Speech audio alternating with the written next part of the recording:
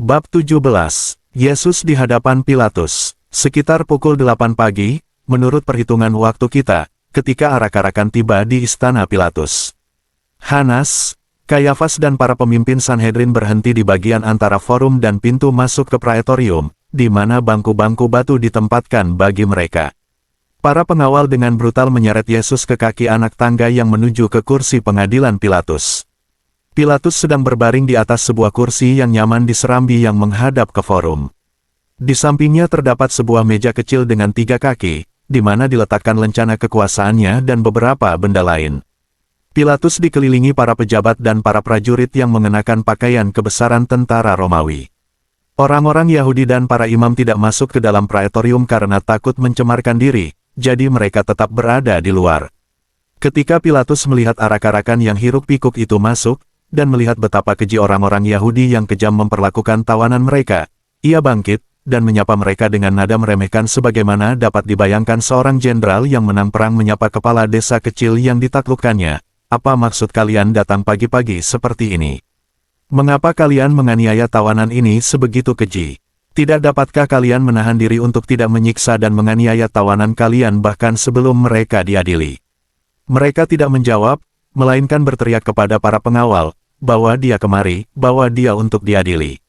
Lalu, berpaling kepada Pilatus, mereka berkata, mohon dengarkanlah tuduhan kami terhadap penjahat ini, sebab kami tidak dapat masuk ke balai pengadilan tanpa mencemarkan diri kami. Baru saja mereka selesai mengucapkan kata-kata, terdengarlah suara memecah dari antara khalayak ramai yang berkerumun. Suara tersebut datang dari seorang tua yang berpenampilan terhormat, pembawaannya mengesankan, yang berseru, kalian benar tidak memasuki praetorium, sebab tempat itu telah dikuduskan oleh darah kanak-kanak suci, hanya ada satu pribadi saja yang berhak memasukinya, dan hanya ia seorang yang dapat masuk ke dalamnya, sebab ia sendiri sama murninya seperti kanak-kanak suci yang dibantai di sana. Lelaki yang mengucapkan kata-kata ini dengan suara nyaring, lalu menghilang di antara orang banyak, adalah seorang kaya bernama Zadok, sepupu Obed, suami Veronika. 2 di antara anaknya termasuk dalam bilangan kanak-kanak suci yang diperintahkan untuk dibantai oleh Herodes saat kelahiran juru selamat kita. Sejak peristiwa mengerikan itu, ia meninggalkan pesona dunia dan, bersama istrinya, hidup menurut peraturan kaum Eseni. Pernah ia berjumpa dengan juru selamat kita di rumah Lazarus dan di sana ia mendengarnya mengajar. Pemandangan akan ia yang diseret secara biadab ke hadapan Pilatus membangkitkan dalam benaknya kenangan akan sengsaranya sendiri saat bayi-bayinya disembelih secara keji di hadapan matanya. Ia bertekad untuk menyampaikan kesaksian di hadapan publik mengenai keyakinannya akan ketakberdosaan Yesus. Para penganiaya Tuhan kita terlalu larut dalam amarah atas sikap congkak Pilatus terhadap mereka, sementara mereka sendiri berada dalam posisi harus merendahkan diri, hingga mereka tak ambil pusing atas kata-kata seorang asing. Para pengawal yang bengis menyeret Tuhan kita menaiki anak tangga pualam dan menggiringnya ke ambang serambi, dari mana Pilatus berbicara dengan para imam Yahudi. Sang gubernur Romawi telah sering mendengar tentang Yesus, walau ia sendiri belum pernah melihatnya. Sekarang, ia begitu terpesona atas pembawaan yang tenang dan agung dari orang yang dibawa ke hadapannya ini dalam keadaan yang begitu mengenaskan. Sikap para imam dan tua-tua yang tak berperi kemanusiaan menggusarkan hatinya, sekaligus membangkitkan perasaan benci terhadap mereka. Segera saja ia memberitahukan kepada mereka bahwa sedikitpun ia tak hendak menjatuhkan hukuman atas Yesus tanpa bukti-bukti kuat yang membenarkan tuduhan mereka.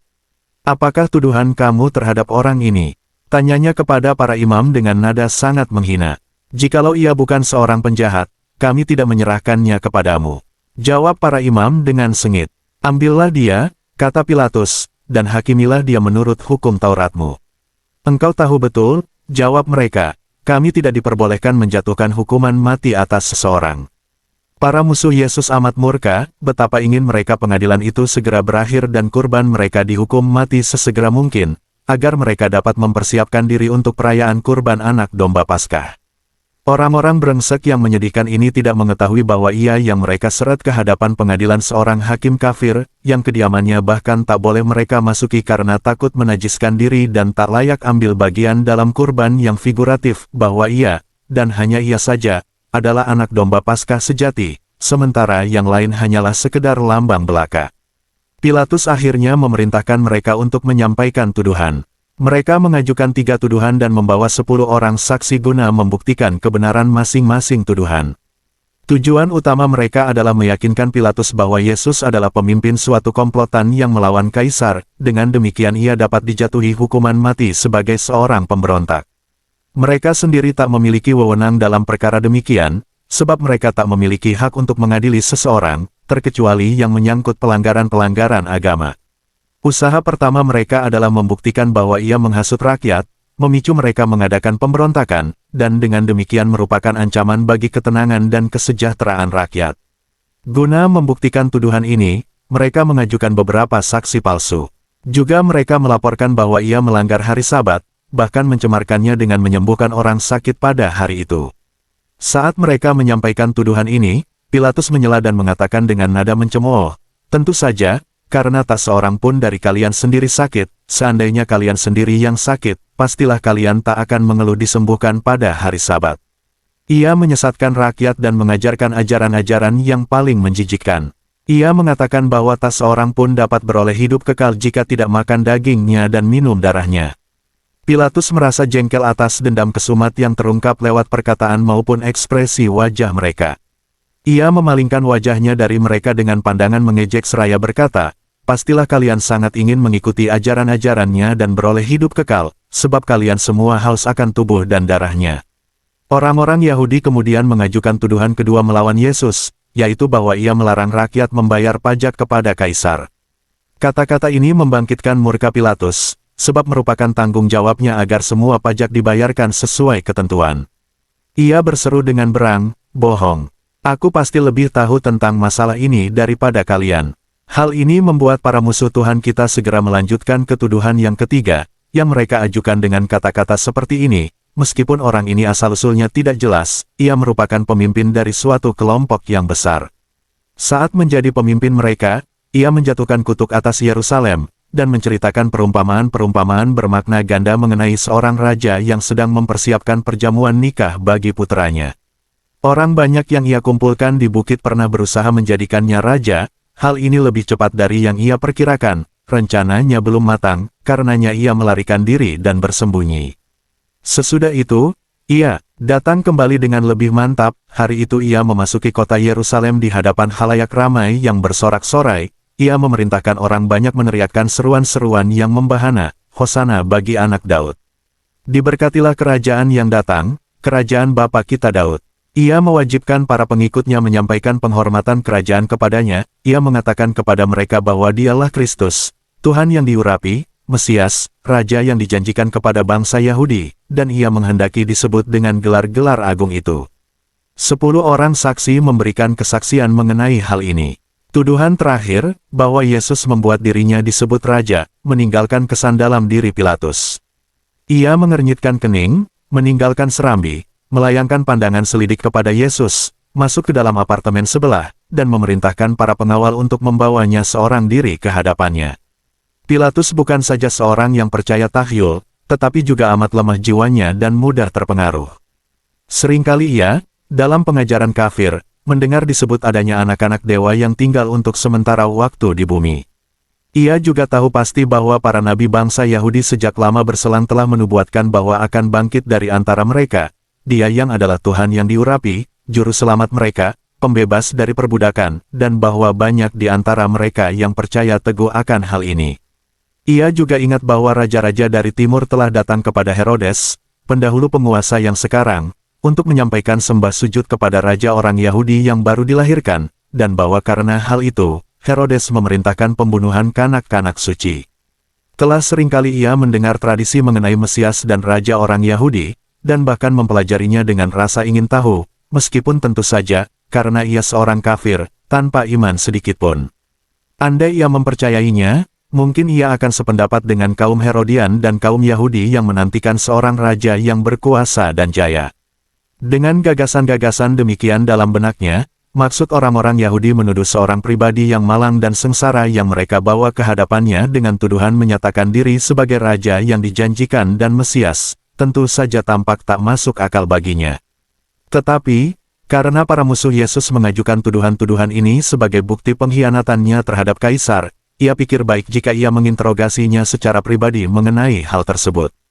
"Engkau inikah raja orang Yahudi?" tanya Pilatus seraya menatap lekat Tuhan kita. Tak dapat ia menahan rasa takjubnya atas ekspresi ilahi yang terpancar dari wajahnya. Jawab Yesus, "Apakah engkau katakan hal itu dari hatimu sendiri, atau adakah orang lain yang mengatakannya kepadamu tentang aku?" Pilatus merasa tersinggung karena Yesus berpikiran mungkin ia percaya akan hal-hal yang demikian, maka katanya, "Apakah aku seorang Yahudi? Bangsamu sendiri dan imam-imam kepala yang telah menyerahkan engkau kepadaku untuk dijatuhi hukuman mati, apakah yang telah engkau perbuat?" Yesus menjawab dengan penuh keagungan, "Kerajaanku bukan dari dunia ini. Jika kerajaanku dari dunia ini, pasti hamba-hambaku telah melawan, supaya aku jangan diserahkan kepada orang Yahudi, akan tetapi kerajaanku bukan dari sini." Pilatus agak sedikit tersentuh oleh kata-kata hikmat yang disampaikannya dan ia berbicara kepadanya dengan nada lebih serius, "Jadi engkau adalah raja?" Jawab Yesus, "Engkau mengatakan bahwa aku adalah raja. Untuk itulah aku lahir dan untuk itulah aku datang ke dalam dunia ini, supaya aku memberi kesaksian tentang kebenaran. Setiap orang yang berasal dari kebenaran mendengarkan suaraku." Petik 2. Pilatus menatap kepadanya. Ia bangkit dari kursinya dan berkata, "Apakah kebenaran itu?" Mereka kemudian saling berbicara. Beberapa patah kata lagi, yang aku tidak ingat sekarang, lalu Pilatus kembali ke serambi. Jawaban serta sikap Yesus jauh melampaui pengertiannya, tetapi ia melihat dengan jelas bahwa gagasannya mengenai kerajaan tidak akan menimbulkan pertentangan dengan Kaisar, sebab yang dimaksudkannya bukan kerajaan duniawi, sedangkan Kaisar tidak peduli akan hal di luar dunia ini. Sebab itu ia berbicara lagi kepada imam-imam kepala dari serambi dan mengatakan, "Aku tidak mendapati kesalahan apapun padanya." Para musuh Yesus menjadi gusar dan meneriakkan 1001 tuduhan berbeda melawan juru selamat kita. Namun, Yesus diam saja, tenggelam dalam doa bagi para musuh bebuyutannya ini. Ia juga tak menjawab ketika Pilatus mengatakan hal ini kepadanya, "Tidakkah engkau memberi jawab? Lihatlah betapa banyaknya tuduhan mereka terhadap engkau." Pilatus sungguh heran dan berkata, "Aku melihat dengan jelas bahwa segala tuduhan mereka adalah dusta." Tetapi, para pendakwa Yesus, yang amarahnya semakin meluap-luap, berteriak, "Engkau tidak mendapati kesalahan apapun padanya. Apakah menghasut rakyat untuk memberontak di segenap penjuru kerajaan bukan suatu kejahatan? Bagaimana dengan menyebarkan ajaran-ajaran sesat, bukan hanya di sini, tetapi juga di Galilea?" Disebutnya Galilea membuat Pilatus terdiam sejenak. Ia berpikir-pikir, lalu bertanya, "Apakah ia ini seorang Galilea, warga Herodes?" Mereka menjawab, "Ya, orang tuanya tinggal di Nazaret. Ia sendiri sekarang tinggal di Kapernaum." "Jika demikian," jawab Pilatus, "bawalah ia kepada Herodes, ia berada di sini untuk perayaan. Herodes akan segera mengadilinya, sebab ia adalah warganya." Segera Yesus digiring keluar dari balai pengadilan. Pilatus mengirimkan seorang utusan kepada Herodes guna memberitahukan bahwa Yesus dari Nazaret, yang adalah warganya, akan dibawa ke hadapannya untuk diadili. Pilatus mempunyai dua alasan melakukan hal ini. Pertama, ia senang dapat menghindarkan diri dari menjatuhkan hukuman, sebab ia merasa bimbang dengan segala perkara ini. Kedua, ia senang beroleh kesempatan menyenangkan hati Herodes, dengan siapa ia berselisih, sebab ia tahu bagaimana inginnya Herodes melihat Yesus. Para musuh Tuhan kita sungguh murka diusir pergi secara demikian oleh Pilatus di hadapan segala orang banyak itu. Karenanya, mereka melampiaskan amarah mereka dengan memperlakukannya terlebih keji dari sebelumnya. Mereka membelenggunya kembali dan tak henti-hentinya melancarkan kutuk serta pukulan yang bertubi-tubi sementara mereka bergegas menggiringnya menerobos khalayak ramai menuju istana Herodes, yang letaknya tak jauh dari forum. Beberapa prajurit Romawi ikut serta dalam arakan-arakan. Selama pengadilan berlangsung, Claudia Procles, istri Pilatus, kerap kali mengirimkan pesan kepada suaminya mengisyaratkan bahwa ia sungguh ingin berbicara dengannya. Ketika Yesus digiring ke istana Herodes, Claudia berdiri di atas balkon dan menyaksikan segala perlakuan biadab para musuhnya dengan perasaan campur baur antara takut, duka, serta ngeri. Sumber, The Dolorous Passion of Our Lord Jesus Christ from the Meditations of Anne Catherine Emery.